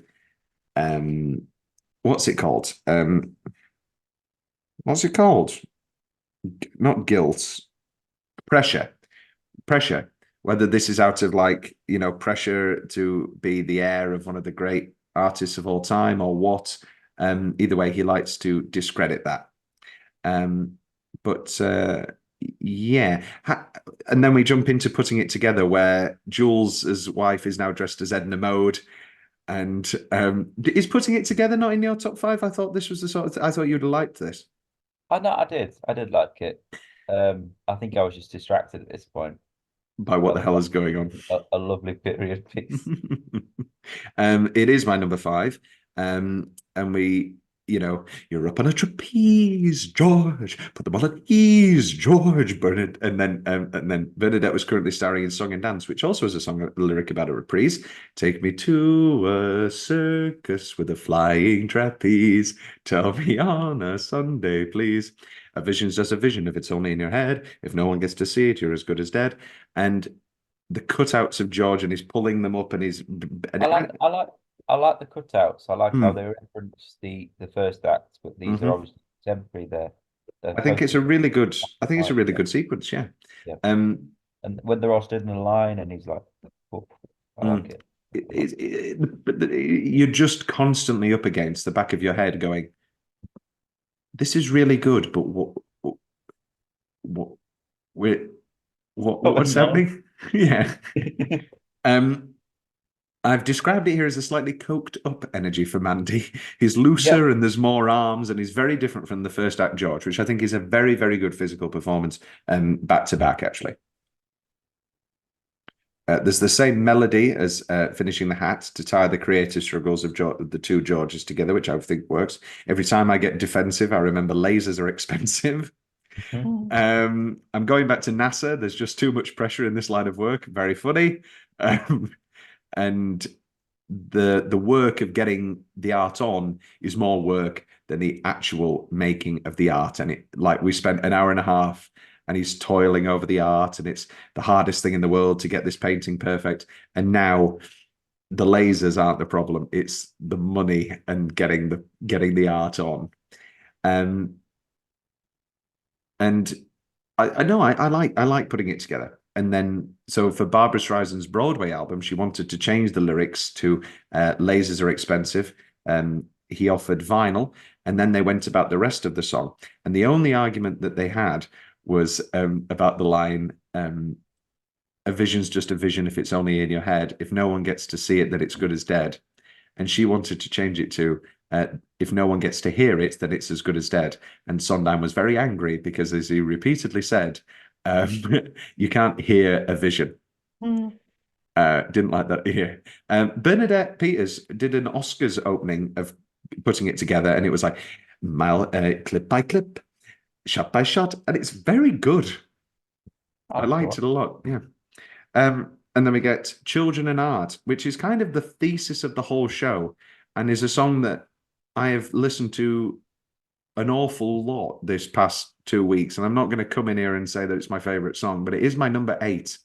And I do think it's really, really beautiful, and especially when Bernadette sings it. It's a lovely moment. Yeah. And there she is, there she is, there she is. He must have loved her. And I just think it's beautiful. And it is that summating statement of, what do we leave behind? Children and art. And these were the final 2 songs to be added to the show. These were missing, and everybody thought the second act was shit and needed more and needed something. And then he came in with Children and Art and lesson number 8. And lesson number 8 is good, but I think Children and Art is truly beautiful. Yeah. This is our family lot. Sorry, this is our family. This is our lot. Once I am gone, this is all that we've got. And then we come up, he's gone to Le Grand Jatte as some sort of pilgrimage, and it's now it's all office buildings. It's a lot of cardboard cutouts of brutalist buildings everywhere. Brutalist buildings. And there is that literal concept of the family tree. Yeah. And taking the picture with the family tree, and Mandy plays it very deadpan. It's very funny. And Yeah, then we it's like Richard. Yeah. and then we get that throwaway line of, since Maria's died, she really wanted to make this trip, and we're not really sure of how much time has jumped. And then we get lesson number 8, and George misses Marie, George misses a lot, George is alone. And how do you enjoy lesson number 8? Is it, I mean, in the great lineage of songs, you only enjoying songs that you can sing yourself? Yeah, no, it's good. Yeah, it's a nice song, and I think it's nice in the show as well as a character development. I have it below Children and Art at number 9. And then we get Move On. Now, I want to talk about some, and then Marie walks on completely unceremoniously. And we're doing, what is this? What is happening? I found that quite. I was like, oh, okay, but it's a vision. It is a vision, but it's a love song. She does walk on the stage in full period dress. Full period dress. And all I could think of was 2 things. Night of the and I was thinking Night of the Museum 2, when he has to leave Amelia Earhart behind, and then he immediately the day after bumps into some Amy Adams in the museum, and she's like, Sorry, sorry. Right. Night at the Museum 2. yeah, She's made of wax, Tom. yeah. Did he? She's not made of wax when she's alive. No, they are. I'm sure they're still made of wax. I think we should be asking if Steve Coogan and Owen Wilson were. Well, I guess they're both made of wax, so it's not waxophilia or whatever. But that terrible, that thing of we can have our cake and eat it too, because he's left, because he has to leave Amelia Earhart because that's the plot of the thing. But it's okay because he immediately bumps into a woman who looks exactly like Amy Adams, yeah. And also the wonderful Stephen King book and television series 11/22/63, which has a similar sort of time travel thing, except it doesn't let us have that. And I remember when I first watched it with an ex of mine, is that her first impression was, oh, I thought they were going to do some terrible ending where like, oh, he's in love with their daughter, or like she has got a daughter who's the same actress. And then there's the kettle again. And it's the same actress. There's none of that here. It's simply a creative vision. Does it What's feel that Harrison Ford movie? The Age of Adeline? Yeah. They really pulled their punches. It should have then become an erotic thriller between the two of them. They should have. It really should. I mean, Harrison still got it. He's great. Why not? And then Move On does work. However, I much prefer it in the context of a love song, whereas in the actual context of the show, it's like a grandson and his great ancestor grandmother. I don't know. Am I putting too much of my personal onto this? And is it actually a love song at all, or is it just a creative vision song? I think another thing to say, it's about, she's saying, be yourself. Don't let people judge you for the fact that you're George Seurat's descendant. Go forward without other people's expectations. If you can know where you're going, you've gone. Look at what you want, not at where you are, not at what you'll be. Look at all the things you've done to me, you've done for me. I mean, that's the bit that gets me, obviously, every time. I chose and my world was shaken. So what? The choice may have been mistaken. Choosing was not. And that's very similar to the one that you hate in because you played the baker and so you got cooked. But it's very similar to In Moments in the Woods. When you've had an and but you're back to or makes the all mean more than you did before. And again, Stephen's inconsolably crying on the commentary. And I found a clip, oh my God, at Michael Bennett's funeral. So Michael Bennett was the choreographer of Chorus Line and Follies. And Bennett's brother recalls a story of playing an advanced copy of the Sunday album. And it was the only time he saw his brother cry was looking out of the window, listening to Move On. And then Stephen comes on. And again, it's like Candle in the Wind. It's playing a piano song at a deep friend's funeral. And he says, my usual apologies. I'll fill in the cracks. I'll sing too loud, but you'll get the picture. You always did. And then he cries at the anything you do, let it come from you, then it will be true. And he utters, and then he goes, goodbye, Michael. And he stumbles off the stage crying. And it was the most powerful thing. I don't know who shot that footage. I don't know where, I don't know what, but it was astounding. And yes, Move On. I have at number 1, I think. Very good. Yeah. And then people walking on unceremoniously again. His mother walks on. Yeah. Hello, George. And then again, we go back to the recitation of the 5 key words. The buildings disappear. The greenery comes back on. The figures all bow at George, and Mandy cries again on the commentary. This is where you always lose it, Mandy, says Bernadette, and he goes, I'm losing it now. And he's choking up again. Because it is... Mandy. Oh, Mandy. I love Mandy.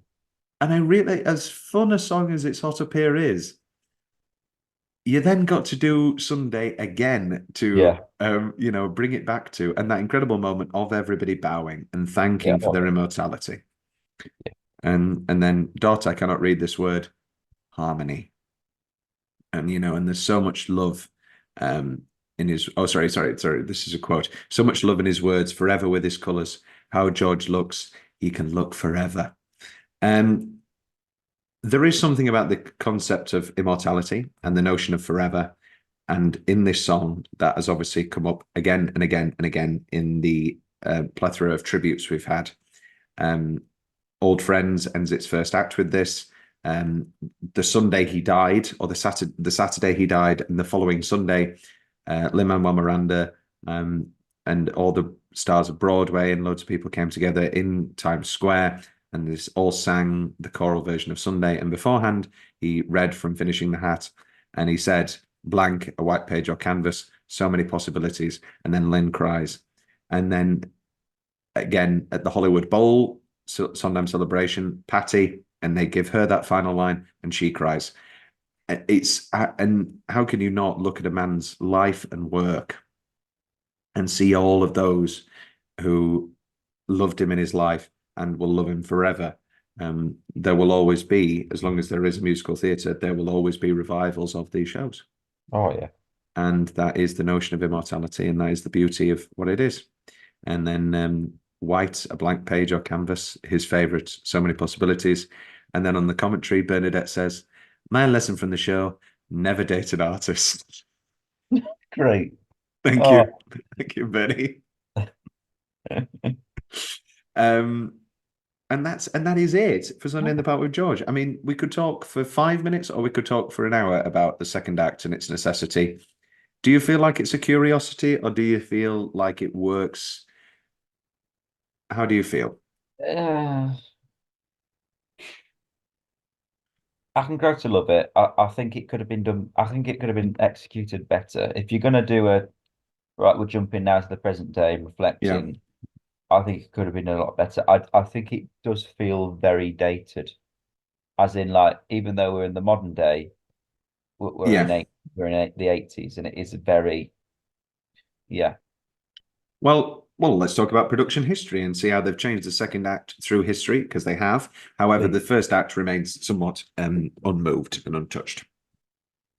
So mixed critical opinion, to say the least. The New York Times gave it multiple raves. What Mr. Lapine, his designers, and the special effects wizard Bran Farren have arranged is simply gorgeous. As a matter of fact, I can't remember where. I can't remember if I wrote it down or not. But the Times talked about how much they loved this and Sunday in the Park with George so much that it became parodical, and that people were making parodies of how much the Times loved Sunday in the Park with George. And Frank Rich, the theatre critic there, kind of became the biggest herald of it. And it did lose money, and it ran. Now here comes the big thing. That same season is the Broadway, original Broadway of La Cage aux Folles. Ah, Huge success and an astounding show. A perfect show, perfect songs, astounding. Love La Cage aux Folles. Very catchy songs and a very straightforward book musical. Hilarious. That's the one you should do at Sheffield. La Cage aux Folles goes like gangbusters. You leave that theatre humming, yeah. I'm what, Yeah. I am what I am, and and the best. How can you not leave the theatre singing "The best of times is now"? That's the final note of La Cage aux Folles. The best of times is now, and everybody loves everybody, and you've just spent 2 hours laughing and cheering, and you're having a great time. You've not been thinking for 2 hours about the contemplation of art and its place in the world of immortality.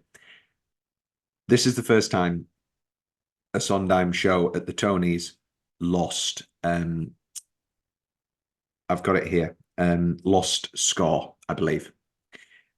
So yeah, here it is. So it loses best score. Am I being correct? Yeah. It loses best score. It's the first time Sondheim loses. He won for Company. He won for Little Night Music. He won for Sweeney. He won for Pacific Overtures. He won for He didn't win for Merrily, but or did he? I can't remember. Anyway, La Cage aux Folles wins. And Jerry Herman takes the stage and says these infamous words. We've got somebody here. Oh, because there's somebody at the door. Anyway, so in his acceptance speech, he says these infamous words. This award forever shatters a myth about the musical theatre. There's been a rumor going around that the simple, hummable show tune is dead on Broadway. Well, it's alive and well at the Palace Theatre, where La Cage was playing. Now, this was widely alluded to be a dig at Sunday and at Sondheim. Oh, and I've never known Sondheim to have critics. Well, that's because we don't live in that world. We also live in a world where Georges Seurat is claimed as one of the great artists of our time, Will. I know we're talking about 100 years of history now, but, things fade with time, critical opinion gets overrun. And that is sort of the legacy of that initial run. Wow. Sunday, however, did win the New York Drama Critics Circle Award for Outstanding Musical, and Sondheim and Lapine were awarded the Pulitzer Prize for Drama. Sunday is one of the only 10 musicals to win the Pulitzer Prize for Drama. So, got that up on it.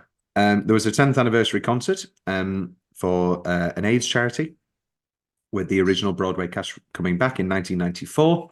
And Mandy still strikes the exact same pose at the end of Sunday with his huge deep lunge. The first London production opened at the Royal National Theatre in 1990 with Philip Quast, who we saw in the production of Follies with Imelda as Ben, who was sensational, and Maria Friedman as Dot. There is a wonderful documentary about this. I watched it. The production was nominated for 6 Olivier Awards, and it beats, for Best New Musical, Into the Woods, because it ran... because the Sunday revival was delayed, but Into the Woods. So this is in 1990, and you never know how things land. And so the first, well, there you go. I just explained. And Quast won the award for Best Actor in a Musical. Huge set, Will. Absolutely huge. It was the Littleton where we saw Motive in the Queue. Yes. Huge set. Oh. Sunday in the Park with George, the opening begins with Maria Friedman walks on, and then the biggest cutout of Dot you've ever seen fade comes on. Quast is astounding. I think Maria is wonderful. It's probably my favorite of her musical performances I've ever seen.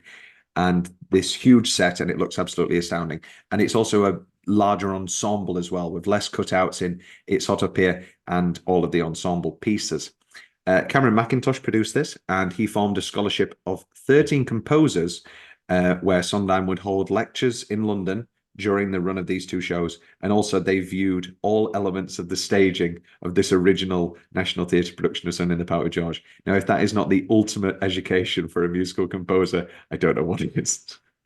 The Cromulum was replaced with a mixed media performance piece of physical theatre. They incorporated the whole cast. Nice. Yeah, it was interesting. And director Stephen Plimpott cut a lot of the buttons on the ends of the songs with Sondheim's permission because he wanted more flow and no blackouts. Interesting. At the Kennedy Center Sondheim celebration in 2002, Raul Esparza played Sunday, and he sings everything beautifully, but he does have this bizarre, slightly British voice, which I didn't think actually worked. However, the wonderful Melissa Errico was Dot and Marie and was wonderful. Bigger stage, so huge stage for this production, and so Raoul is running like a goddamn madman in at the end of the first act Sunday, doing the parasols and running everybody around, and it's very entertaining. We already talked about the production that was directed by Lonnie Prince with Patti LuPone as Yvonne and Michael Cerverus and Audra McDonald as George and Marie. Unfortunately, there is no footage of this. 2005 London revival. This was the biggest revival up until the Jake Gyllenhaal one. And they started off in London at the Menier Chocolate Factory, which is a very small theatre. And the original instrumentation, was with around 8 to 12 instruments. This was done with a little bit less. And it was, dare I say, the John Doyle approach in the sense of minimalization and the use of projections. And I'm sure in 2005, seeing this with projections was unbelievably astounding. I have no doubt. Daniel Evans is wonderful, and Jenna Russell eventually takes the role and also takes it to Broadway. However, yeah, that was it. 5 musicians in this production, no percussion in the pit, and he would hit the violin on the sides. So it has that sort of, it doesn't have that swell to it. And also for no reason. Like it's not like they are doing the John Doe thing where people are on stage. They're in the pit. So why have 5 musicians? Anyway, it doesn't matter. Yeah. Beardless Dan Evans. So the way that they do it is that they give well, like any production, there's that they give him a beard, except beardless Dan Evans in a black coat looks like General Mao because they make him bald as well. It's not good. And Jenna does a Yorkshire accent, so it's everything you do, let it come from you, then it will be true. No. No. Well, you've seen Jenna in that Into the Woods in the Park footage, haven't you? Yeah. She's very good in We Do Not Belong Together. Yeah. And then they took this to Broadway, and it was a huge success. And Russell and Evans received Tony Award nominations, but they did not win. And this was also the same year at the Tony Awards where Stephen Sondheim received his Lifetime Achievement Award. And Mandy read a letter from Steve because he was unavailable. There's one more production I want to touch on, 2 actually, obviously the Jake Gyllenhaal, but there's one from 2013, which was in Paris, and it was still an English language production, but it had Julian Ovenden, and it was with the Orchestre Philharmonique de Radio France, and it is absolutely astounding. These huge, beautiful orchestrations. Ovenden is mostly pretty good. Apart from a weird choice he does at the very end, where on the so many possibilities line, he puts his arms out and he goes, so many possibilities. I didn't enjoy that at all. Huge, beautiful stage with huge, massive productions. Julian Ovenden is literally on all fours for the dog song. And I don't know whether it's the opera crowd or whether it's the size of the stage, but the performances are very over the top and play to the back. But the songs, the music is astounding. And the Cromulum number 7 is a techno remix of Finishing the Hat, which I found very, very enjoyable indeed. Yeah. So let's talk about this, finally, this Jake Gyllenhaal, Annaleigh Ashford revival, which was directed by Sana Lapine, James's niece. Annaleigh Ashford is musically perfect, but to be honest, I think she loses something with this. I'm not the biggest Annaleigh Ashford fan as it is, especially not a Cockney. Jake Gyllenhaal is wonderful. As the sort of more sensitive artist, I find that the romance is a little bit more believable, but it does lose the harshness and the intensity of Mandy, and so he comes off a little bit wetter. Again, running through this so quickly makes it all sound a little bit more brutal. They are both wonderful, and it was a wonderful production.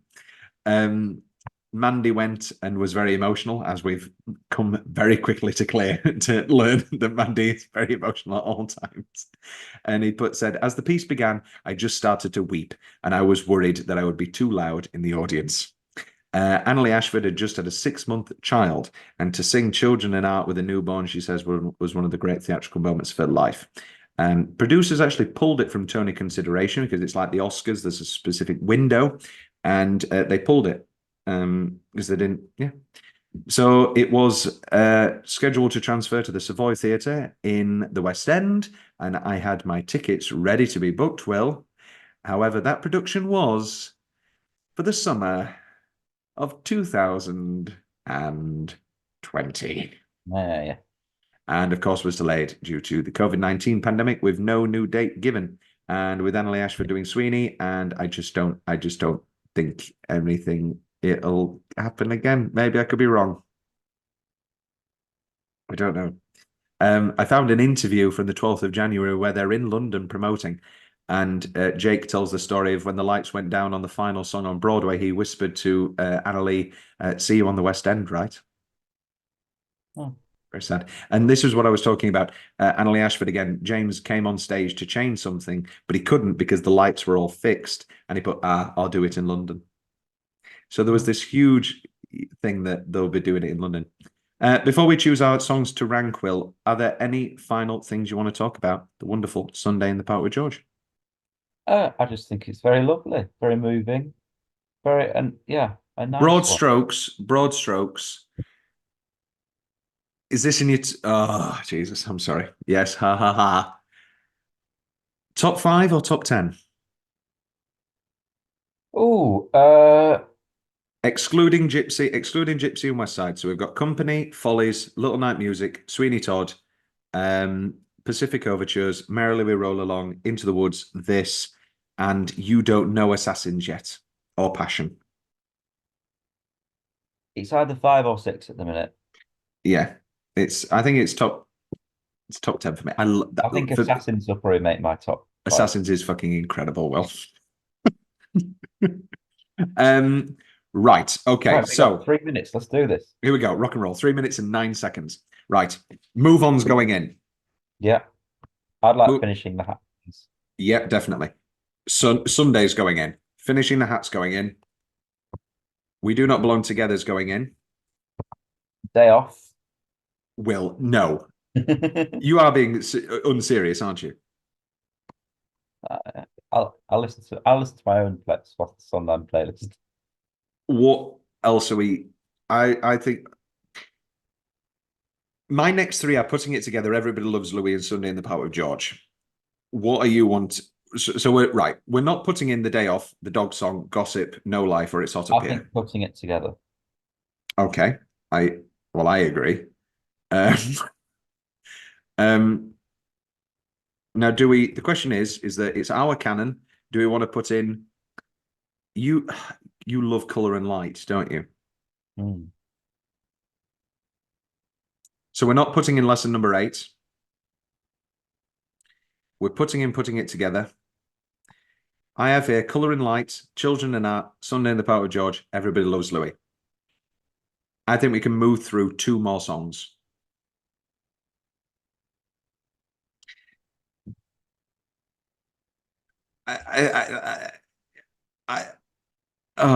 You want Colour and Light, obviously. Mm. I'll allow that. I'll lose Children and Art. And do you want to just put through both Everybody Loves Louis and Sunday in the Park with George? Yeah. All right. Okay. Here we go. You open up the. I've got it up already. All right. Share your screen. Share my screen. Or have you got it on your iPad or something? No, I've got it on my laptop. All right. Okay. Can you share your screen and then nearly there. Nearly there, George. Nearly there, George. I'm nearly there. Oh no, it's all right because I can have it here. Okay. All right. So right.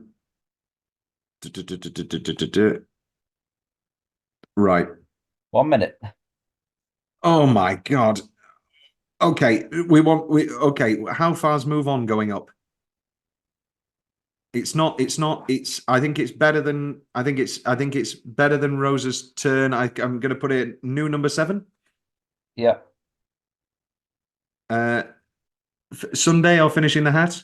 Sunday. Where does Finishing the Hat? Sunday is Will, I think we take a breather, take a 5-minute break, and then we just come back and spend 5 minutes and then it's done. Can we take a no-minute break? No, because of Zoom being cheap. Okay. Be back in 2 seconds. Well, for the audience, for us, it'll be 5 minutes. Okay, here we go then. So we are putting it right. Okay, what is the highest of these 8 songs for you, Will? Move on. For me, it's Finishing the Hats.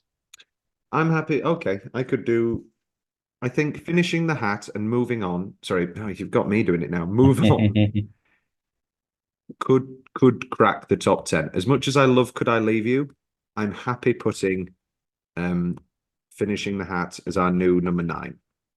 Yeah. And then Move On. personally prefer to Getting Married Today. Yeah, I agree. I agree. Okay, move on. All right, that's two of them. Locked in. They are our new number 9 and number 10. Okay, that loses 2. Next best, Sunday. Sunday itself, yeah.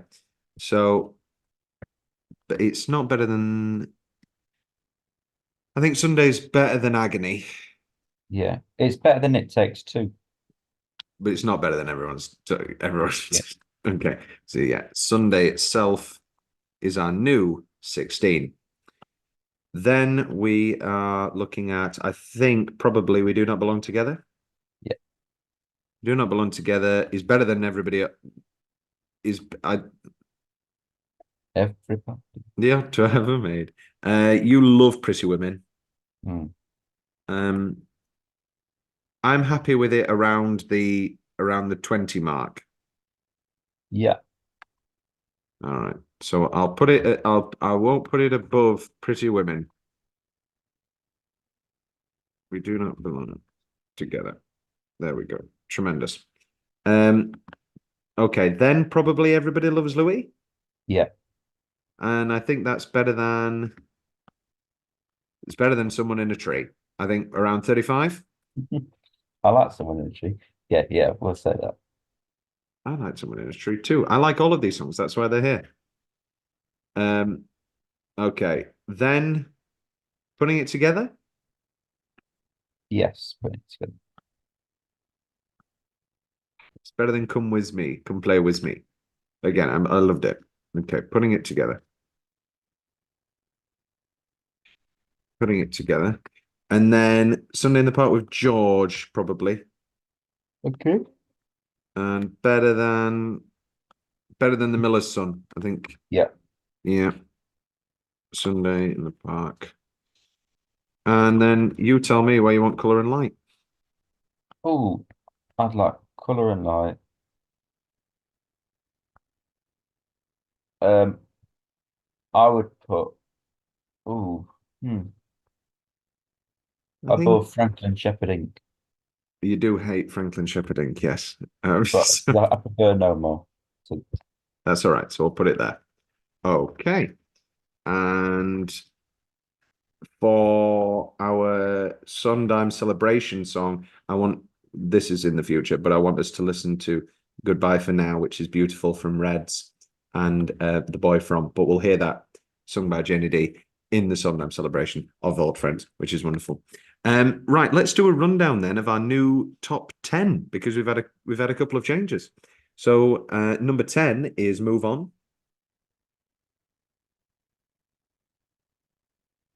I can do it. number 9 is Crocodile is Finishing the Hat. Is Finishing the Hat. And then we're Unmoved. Rosa's Turn, Company, Epiphany, Sending the Clowns, Losing My Mind, Leisure Lunch, Being Alive, Little Priest. I said earlier that I think Sunday in the Park with George is the last chance for something to crack the top 10. As much as I love all of Assassins' music, I don't know anything that would crack the top 10. But that's our next thing to find out. Well, you know absolutely nothing about Assassins? No, I know a bit. I know a bit. Don't know any of the music. Any of the music? That's what I meant. Yeah, I know that you know it's about the American Assassins. I know you know that. It's a wonderful, wonderful show. Right, Will, Sunday in the Park with George. There we go. Very good. The ranking has been. Final. Any particular recordings you want for these songs? I'd like Mandy doing Finishing the Hat, please. Okay. Jake does a very good Finishing the Hat, Will. I know, but I like Mandy. I like Mandy too. This is the problem, is that I think a lot of these are definitively done by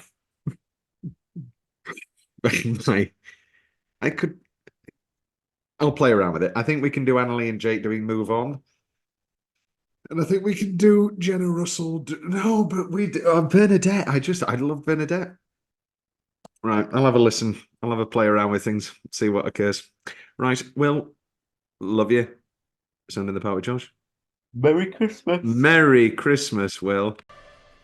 Dabba dabba dabba da da ba.